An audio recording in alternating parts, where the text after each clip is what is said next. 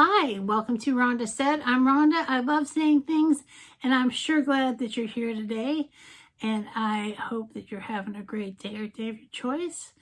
I hope you like, comment, and subscribe, and ring the bell down below, and join my channel and see all the good stuff that we have coming up. Lots of live streams, and just like tonight, we have many future editions of Beauties and the Beat.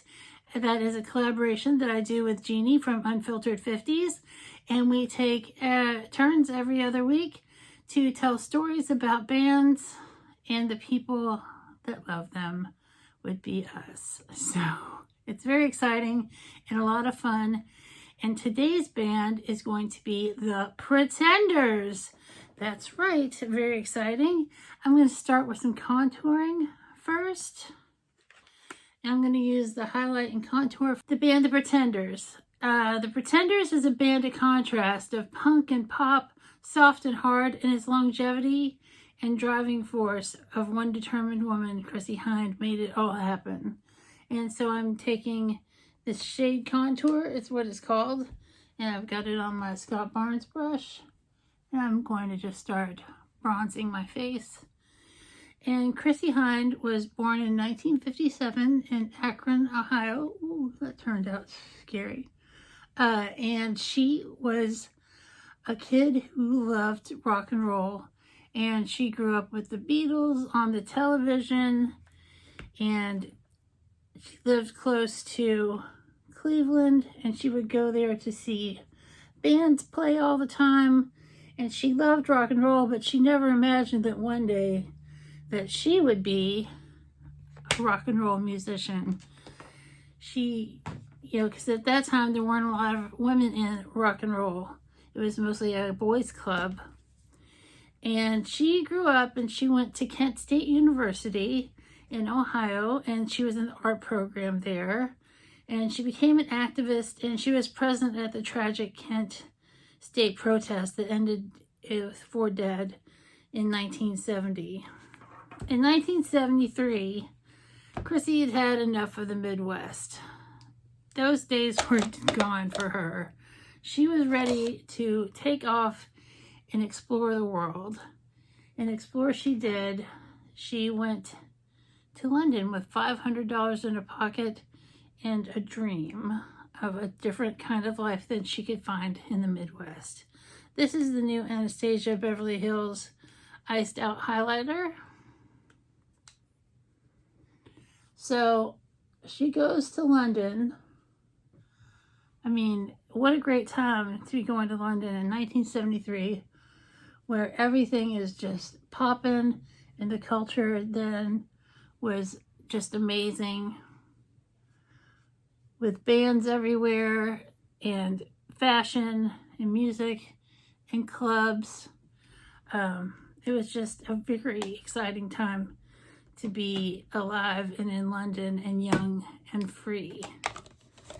In 1974, she started working for the prestigious NME Music magazine, which was a weekly magazine, and she was someone who did interviews.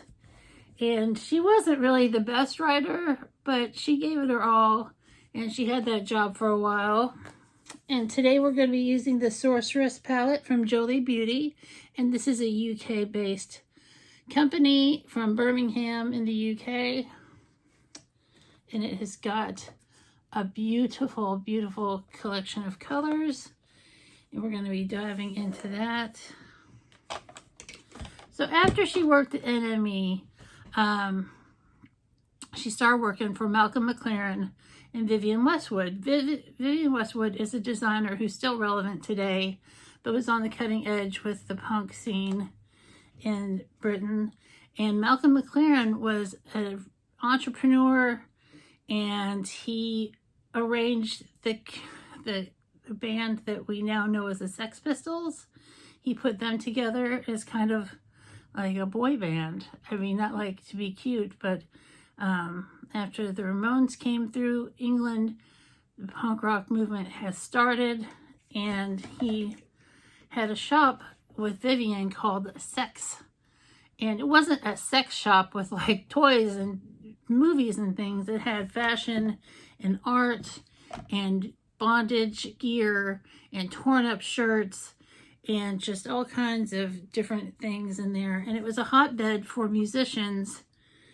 And I'm going to go into my crease with Conjure. There was a hotbed of musicians and ideas, and she really started hanging out with some very interesting people. And at one point, she needed a work visa, and she was engaged. She was going to get married to, this is so funny, to John Lydon, otherwise known as Johnny Rotten, lead singer of the Sex Pistols. She was supposed to marry him for a work permit, but somehow he flaked out. And then so Johnny couldn't do it. So Sid Vicious, also of the Sex Pistols, and Sid Vicious was not vicious, by the way. He was kind of sad drug addict, but he offered to marry Chrissy as well for her work permit, but none of that ended up being necessary, and they all lived happily ever after with their bands, the Pretenders and the Sex Pistols. But she was hanging around with some really amazing people, and so the people she was hanging out with, they started off having bands like the Sex Pistols and the Clash, which is super famous even in a variety of music circles. And they also had The Damned, which is a great band that I might do in the future. And so she was on the cusp of punk rock, and the music scene in London was tumultuous and changing, and everything was just kind of a magical time, because the state of affairs in London was pretty rough at that time. So in 1978, after she'd been there obviously for a while, she met Pete Fornden, and they began a band that would be known as the Pretenders. Pete played bass and was joined by guitarist James Honeyman Scott and drummer Martin Chambers. And they started, but Fornden and Chrissy really hit it off, and they even dated for a while. And they really became the songwriting core of the band. And Scott and Chambers really fleshed everything out. I'm going to do kind of a purple look today to go with this purpley green outfit. And I'm going to go into Hocus.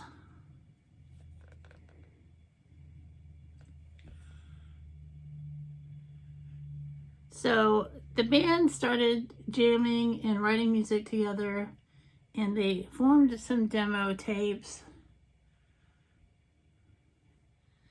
And that included a cover of a famous Kink song in the UK called Stop Your Sobbin'. And that demo caught the attention of some labels, and they really were excited about the band. And so they decided to put forth the formation of an album. The name The Pretenders comes from a Platter song, The Great Pretender. And Chrissy had a boyfriend back in the day who really loved that song, and that's where the name Pretenders came from. It wasn't anything really philosophical or deep or anything. It was just from a cool song from back in the day. But in 1980, they recorded the successful debut album called The Pretenders.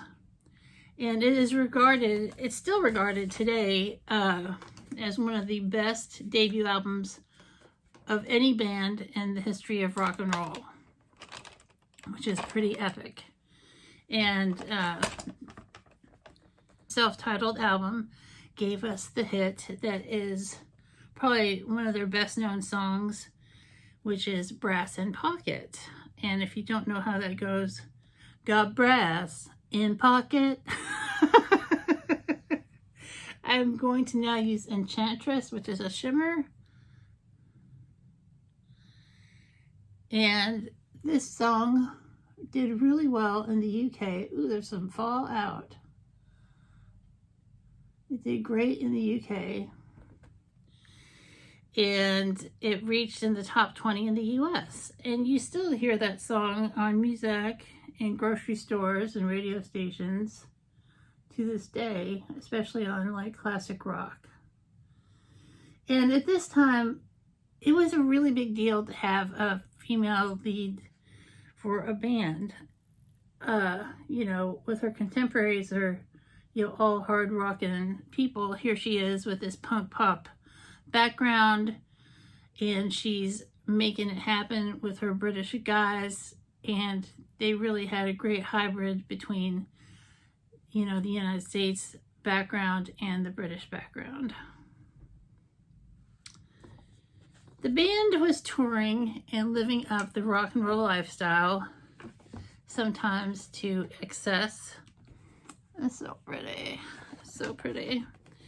And they followed up the success of their first album to transform a duochrome. But they followed up the success of their first album with The Pretenders 2, which had songs like Talk of the Town and Message of Love. This is very powdery, but it's gorgeous. So on this tour, they started getting a little wilder, the band did, because they were just some, you know, young guys making it big, making some money for the first time. And the rock and roll lifestyle really started taking a toll and affecting the band as a whole. Due to all the drug and alcohol abuse, they had to fire Farnham, one of the founding members of the band, because he was just out of hand and it just wasn't working out. And then 2 days later, Honeyman Scott, the guitar player, he died of a drug overdose. So it was a very tragic time, you know, for the band at this point, you know, losing 2 members so quickly that, you know, they had to, you know, find out what their priorities were and reform with some new members. After the band reformed, a year later, Farnham died of an overdose and he drowned in his bathtub while he was overdosing. I'm going back into Hocus right here. On the second tour, Hynde got to meet her legendary rock hero, Ray Davies of the Kinks, and they fell in love and they ended up having a baby, which was a great joy for them all, but sadly the relationship would not last. 1980's 4 album, Learning to Crawl, was the most successful record in the history of the Pretenders, and it had hits like Middle of the Road and Back on the Chain Gang. The band would tour again, but would not tolerate any drug or alcohol use on the tour whatsoever. Hynde found new love with Jim Kerr from the Simple Minds, and they quickly fell in love and married, and soon to follow, they had a child, and they went on a world tour for their honeymoon, which was the Simple Minds and the Pretenders. And the Simple Minds' big song at that time was Don't You Forget About Me from the Breakfast Club. I'm going to be using a Lurella black eyeliner now.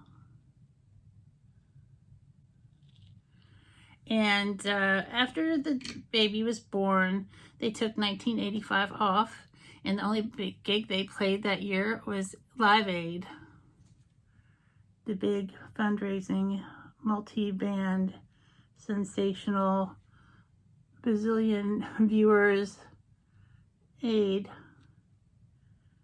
that every big band in the 80s played at.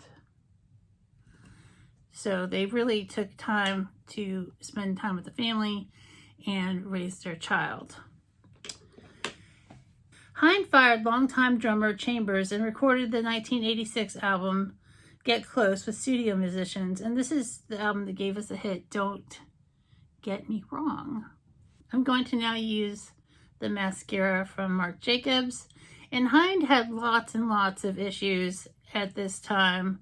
And in 1987, she would release the Pretender singles album, which had 15 singles on it. And she would be on hiatus from 1989 to 90. And her marriage to Kerr also ended at this time. The album Pact came out with very little fanfare. In 1993, brought out a whole new band. In 1993, brought a new lineup of the Pretenders that would last a decade. And this brought out the album called The Last of the Independents, and it brought out the single A Night in My Veins and I'll Stand By You. This album was another success with a top 10 hit in the UK and a top 20 for the US, and garnered critical praise. In 1997, she married Colombian artist Lucho Bravia, which lasted until 2002.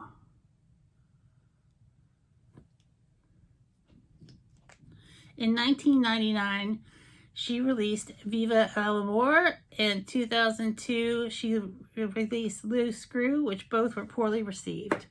Now, at this time, Chrissy Hynde is a very private person, and she doesn't do a lot of interviews. She doesn't do a lot of promotions.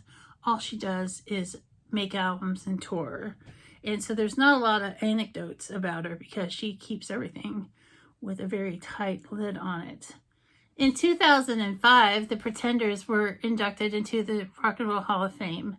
And also at this time, Rhino Records did a retrospective collection with 4 discs and DVDs containing their hits from the very early career to their contemporary status.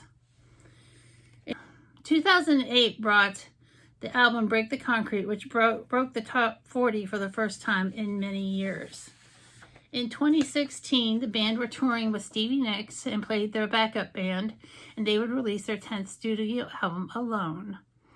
I was lucky enough to see a band a few years ago live, and it was amazing. For my lips, I'm going to do something a little pinky. Is this too pinky? I'm going to go for it. And this is Doll Parts by Jeffree Star. But I was lucky enough to see the band, and they played everything that you wanted to hear hit-wise. And Chrissy Hynde is a consummate performer. She is just engaging the audience, but she's super strict because she's so private and personal. She did not allow people to take pictures while she was performing.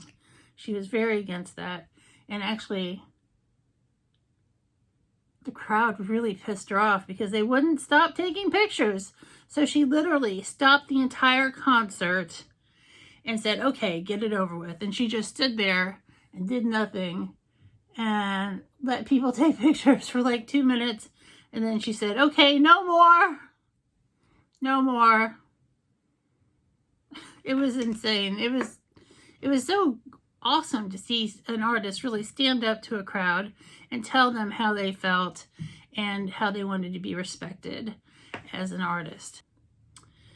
In 2020, the band did release a new album during the pandemic, and it was called Hate for Sale, and the tour has obviously been postponed because no tours are happening right now at all. Chrissy Hynde is one of the strongest female leads in rock and roll history, and she really set the tone for women in rock in the 70s and 80s and inspired a generation of women. I hope you've had a great time with me tonight. Please like, comment, subscribe, and remember, next week Jeannie will be back at Unfiltered 50s with her next episode of Beauties and the Beat. Have a great day or day of your choice.